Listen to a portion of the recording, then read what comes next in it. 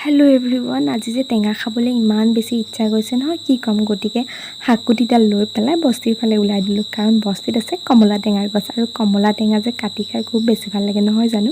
কিন্তু কমলা টেঙা লাগিছে নে নাই হেইটো কথা কিন্তু নাজানো গটিকে গৈ আছো লাগিছে সাগে কিন্তু দুখৰ কথা যে কমলা টেঙাৰ গছত কমলা টেঙাটো দূৰৰ কথা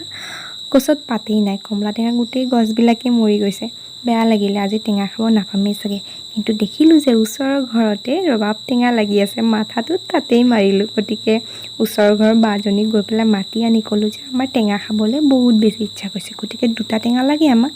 আৰু বাজনীও দুটা ৰবাব টেঙা কাটি দিলে আৰু ৰবাব টেঙা কিটা ঘৰলৈকে লৈ আনি ধুই মেলি এতিয়া কাটা ষ্টাৰ্ট কৰি দিছো আৰু ৰবাব টেঙা খাইনো কোনে বেয়া পায় নহয় জানো ৰবাব টেঙাটো এতিয়া দিন চলি আছে কাৰণ ৰবাব টেঙা এতিয়া খাবই লাগিব আৰু ময়ো বহুত বেছি ভাল পাওঁ ৰবাব টেঙা খাই এতিয়া জলকীয়া পিটিকি পেলাই খাম ৰবাব টেঙা আৰু কোনে কোনে ৰবাব টেঙা এনেদৰে খাই ভাল পায় জনাবচোন